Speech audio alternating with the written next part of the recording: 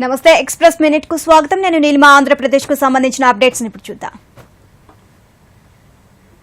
తెనాలిలో రణరంగ్ చౌక్ లో ఆధునీకరించిన స్తూపాలను ఆవిష్కరించారు speaker Kodela Sivaprasad. Quit India ఉద్యమంలో ప్రాణాలు అర్పించిన తెనాలి వాసుల స్మృతికి చిహ్నంగా వీటిని ఏర్పాటు చేశారు.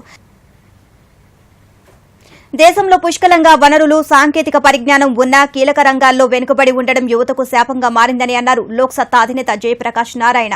విశాఖ ఆంధ్ర యూనివర్సిటీ వైవీఎస్ మూర్తి ఆడిటోరియంలో ఏర్పాటు చేసిన ఇంటర్నేషనల్ యూత్ కార్యక్రమంలో ఆయన ముఖ్య అతిథిగా పాల్గొన్నారు. కడప జిల్లా చాపాడు మండలం కేతవరం దగ్గర తనిఖీలు చేపట్టిన పోలీసులు 2 వాహనాలు ఎర్రచందనాన్ని తరలిస్తున్న 4గురిని అరెస్టు చేశారు. వీరి నుంచి 7 లక్షల రూపాయలకు పైగా విలువైన 12 ఎర్రచందనం దుంగలను స్వాధీనం చేసుకున్నారు. శ్రీశైలం మల్లన్నకు జలాభిషేకం నిర్వహించారు. సకాలంలో వర్షాలు కురిసి పంటలు బాగా పండాలని ప్రార్థిస్తూ జలాభిషేకం చేశారు. సహస్ర ఘటాభిషేకం వల్ల ఆర్జిత సేవల్ని రద్దు చేశారు.